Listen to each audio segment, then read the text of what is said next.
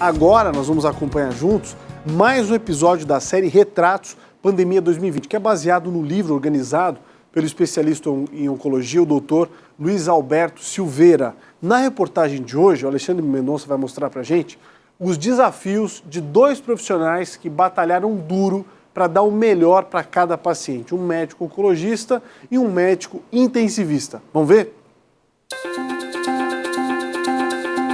Você vai acompanhar agora um retrato de 2020, o ano que marcou a pandemia do novo coronavírus e que fez o mundo inteiro se questionar o que de fato aconteceu.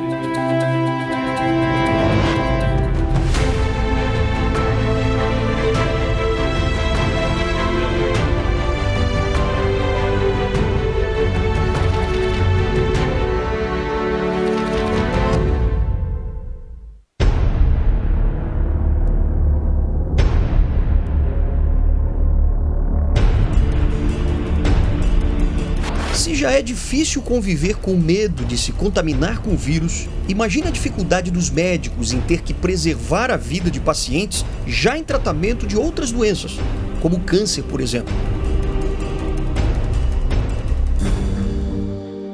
O médico oncologista Luiz Alberto Silveira reuniu dezenas de especialistas em várias áreas para que cada um desse um testemunho sobre como foi enfrentar a pandemia no ano passado. O oncologista Lucas Silveira, que atende na Florianópolis Clínica Oncológica, também contou a sua experiência no livro Retratos. Foi um momento muito tenso, né? Porque a gente sabia que nossos pacientes eram frágeis do ponto de vista imunológico, né?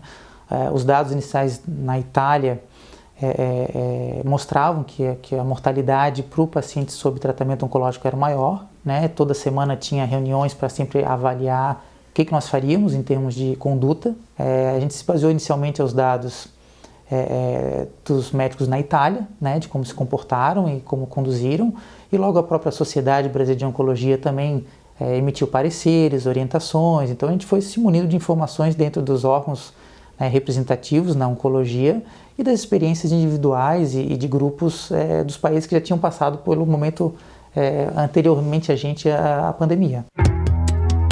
O médico intensivista Alexandre Viegas, que atende no Hospital Unimed em São José, sabia que a grande diferença entre o coronavírus e o HN1, por exemplo, é a rápida capacidade que o coronavírus tem de infectar muitas pessoas ao mesmo tempo. E por isso, o hospital teve que se preparar.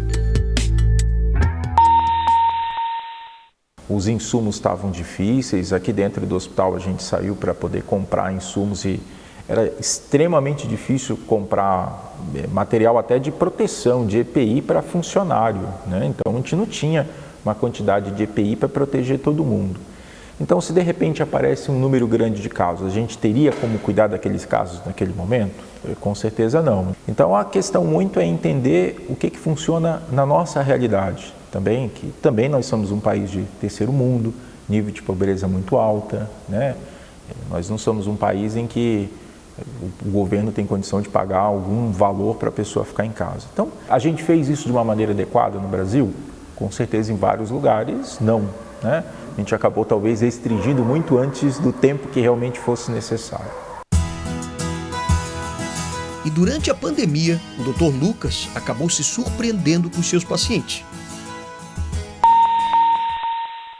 Realmente foi uma surpresa positiva, né? Eu acho que toda a resiliência, todo o comprometimento que uma pessoa precisa para enfrentar um câncer foi um instrumento de muita força para enfrentar a pandemia, né? Eu acho que, primeiramente, são pessoas que já têm um cuidado com a sua imunidade contra infecções natural, pelo próprio fator, né, dos tratamentos oncológicos causarem uma redução da imunidade.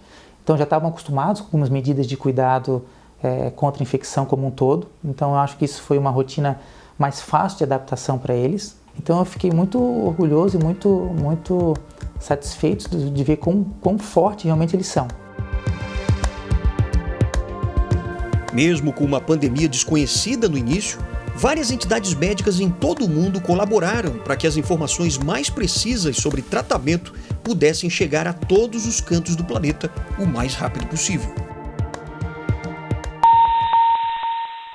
As principais sociedades de tratamento aí principalmente de pacientes graves no mundo, Sociedade Europeia, por exemplo, de pacientes críticos, ela ajudou bastante nessa transição de informação. Tem várias sociedades no mundo aí, principalmente de terapia intensiva, e principalmente na Europa, porque foi o primeiro foco, depois dos Estados Unidos também, como foi um segundo local muito atingido, eles começaram a publicar e a fornecer um número de informações bem grandes, bem detalhadas. Então, um paciente estava sendo atendido lá numa unidade de terapia intensiva em Nova York, né? E a gente já conseguia, de uma maneira muito rápida, ter acesso às informações de como esse paciente estava chegando, qual era o nível de gravidade, como é que estava se cuidando, como é que se ventilava esse paciente de forma melhor, para a gente poder estar aplicando isso nos nossos pacientes que logo depois começaram a chegar aqui no Brasil e aqui principalmente na Grande Florianópolis.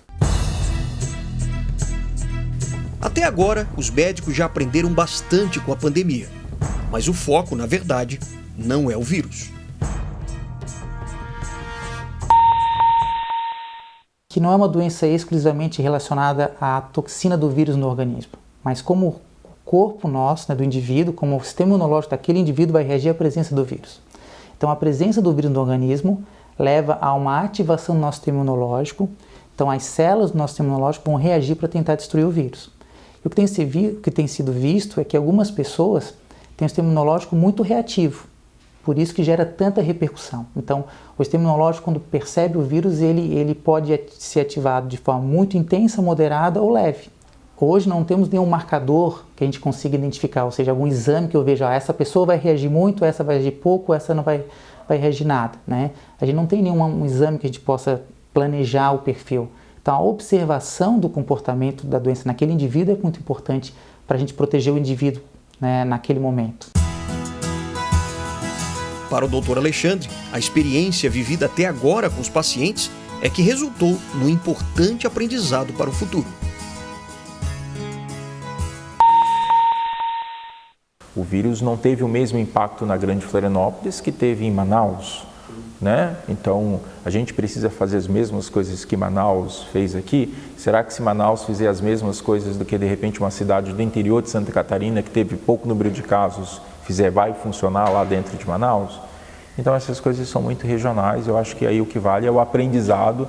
Vamos ver o que deu certo, o que deu errado e como é que a gente vai ajustar isso para as próximas vezes que isso vai acontecer.